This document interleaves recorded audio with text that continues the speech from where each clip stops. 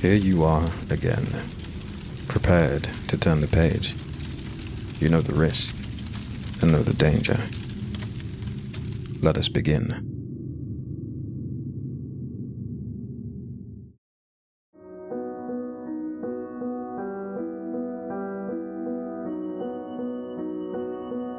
The winter of 1928 was a harsh and brutal thing, and it didn't hit anywhere in East Tennessee harder than in a town called Lonely.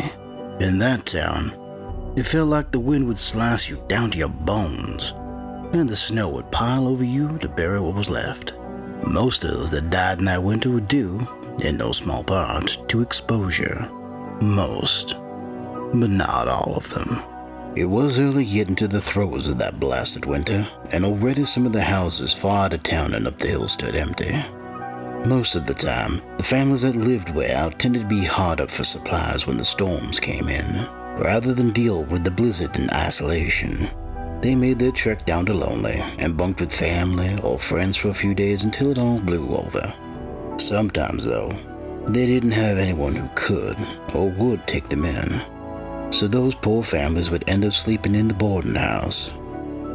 This year was rougher, though.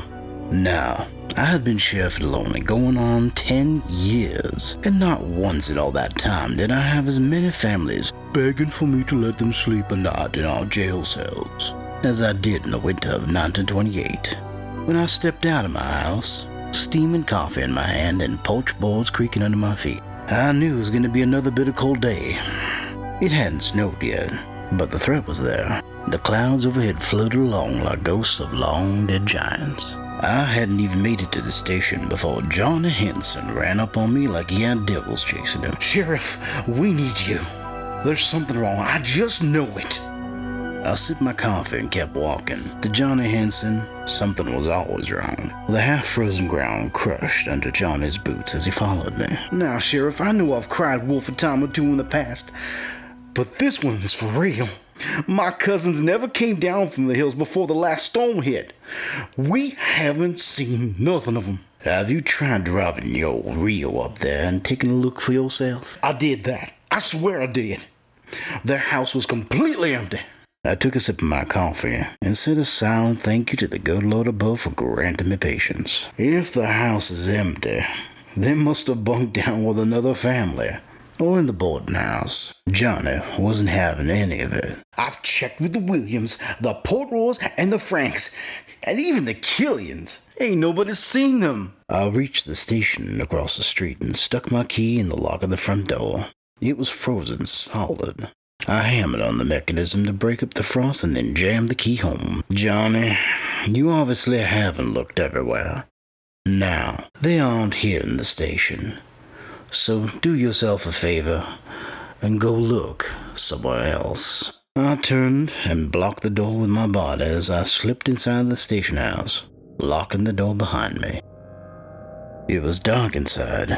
None of the other officers had arrived yet. I reached over and turned up the lights, hearing the electric buzz as the room came into better focus. "Sheriff Jim Wight, what did you do with my offering?" The voice was just as chilling as the figure of a woman sitting casually in the chair behind my desk. She was naked, and her tan skin seemed to glow with a light of its own. Her piercing blue eyes locked unblinking on mine, staring into my soul. "I don't know what you're referring to, my queen." The guardian of the wild scoffed at me in disgust. She knew I was lying. She could always tell. But what she didn't know was where I stashed the hot-rotted family. I knew the cold winds blowing through the valley were her doing, just like I knew it was her frustration that turned the winds to ice. She had long since tolerated me in her territory, only because of our mutual agreement that the humans were to be hunted and slaughtered when the need arose. The need had indeed arisen, but I had taken one's mark for death. The queen was displeased that her true children had gone hungry. Good. A little desperation would do. She would be angry, but I was tired of living in her shadow. I knew she'd kill me for this, and I'd taken the family anyways. Truth be told, they were delicious. I didn't regret a thing.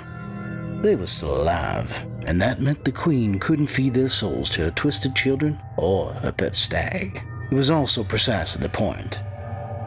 I couldn't touch the queen. She had been gathering power for more than 200 years, and I'd only gotten to Tennessee from the old country a decade ago. I knew if her stag grew hungry, it would get reckless. That would give those meddling witches that lived just outside of town a good bet on taking it down. So the queen would kill me. That was acceptable. I'd been dead before.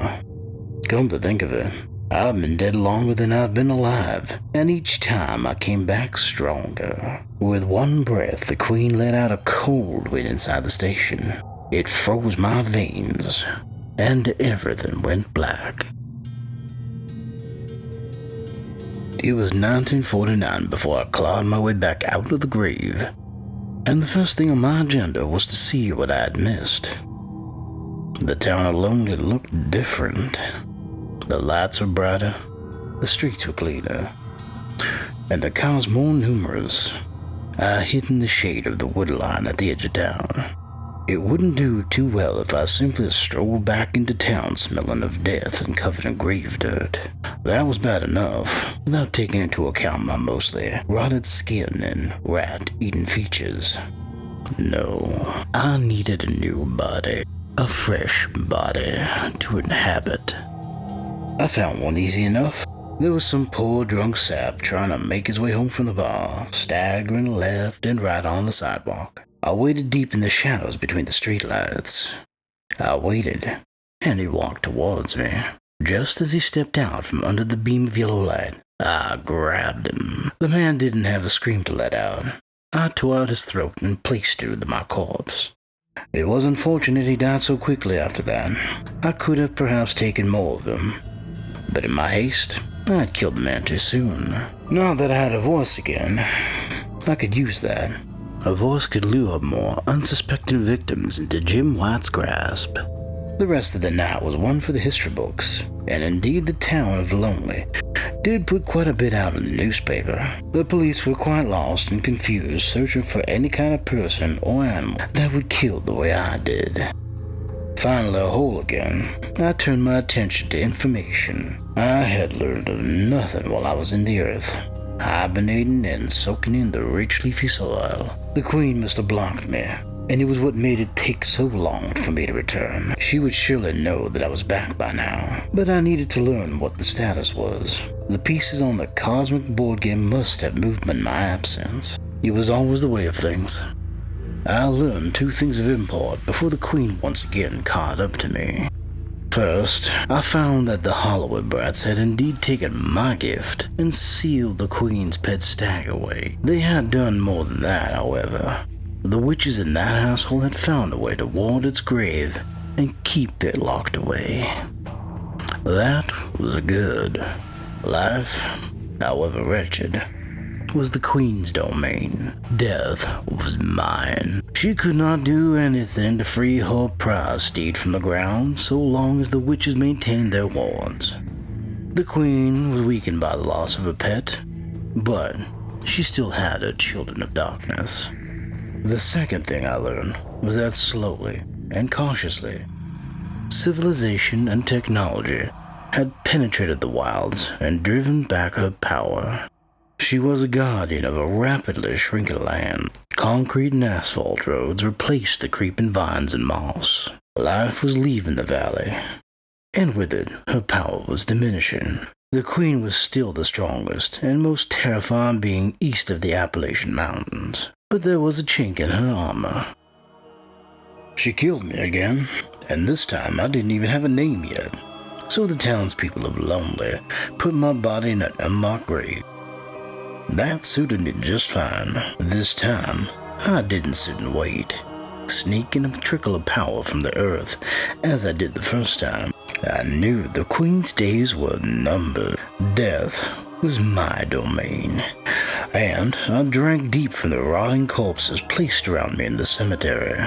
When I rose again, I did it sooner, and my power was much greater than the last time. It was just turning towards fall in 1976. Instead of setting a trap to get a new body that was sure to get the Queen's attention, I slunk through the undergrowth outside of town. I found the Holloway farm and saw the strength of their wards. Time had been kind to the witches, and they had grown in power. I saw the family had grown in the time I had spent in the ground. It looked like the old granny had passed on, though. The younger ones wouldn't be ready to take on the Queen. But I had a plan. It took some time, a few days, or maybe more, to find Granny Holloway's grave. There were wards placed on her headstone preventing anyone or anything from raising her. But that was the last thing I wanted. I dug down and ripped open her coffin, taking her heart in my hands. I placed it in my chest and felt the wards the witches had placed throughout the town shudder and finally see me as a friend. Smiling through my work, I carefully laid Granny Holloway back in the earth and covered her grave. If the Queen hadn't been able to kill the witch's family, then now she couldn't kill me. I made for myself a fresh body once again from the disaffected of the town of Lonely. And just as before, the police stood baffled. They had chalked it up to a serial killer who had suddenly returned to town. They had finally gotten something right. But it was too bad for them that they couldn't find me. I waited for the danger to subside before putting the next step in my plan into action. Finding the brown stag's grave was not hard. With a Holloway heart beating in my chest, the grave shone like a beacon in the wilds. Life was the Queen's domain, and death was mine. I pulled the stag from its grave and set it outside the ward for the Queen to find. It didn't take her long. Waiting patiently is what I do. It's easier when one never has to breathe or sleep. I didn't even need to eat, but I enjoyed it. The Queen did not disappoint. She revived her pet just as expected, and then moved the pieces on the cosmic chessboard to take her revenge on the Holloways. She used the stag to kidnap the little boy.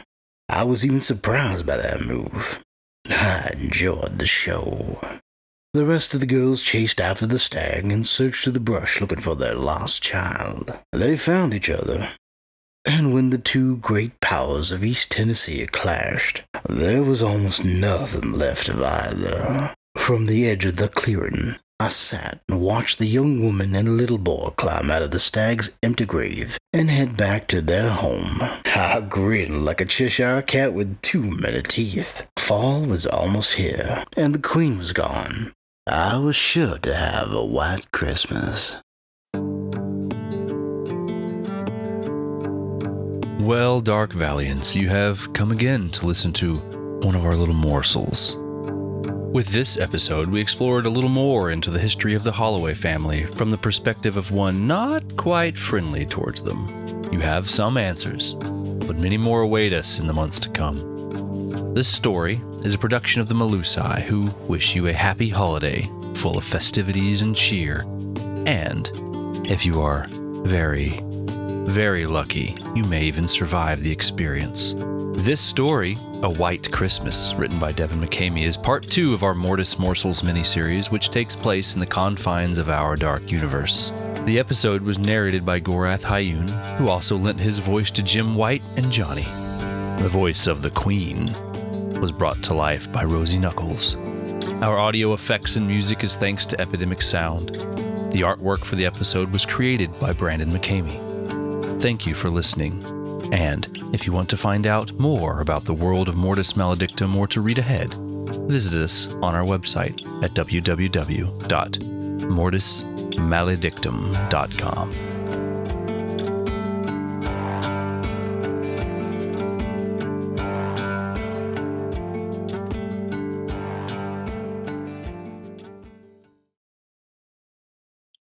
And thus, the story is ended. The tale told. The chapter closed.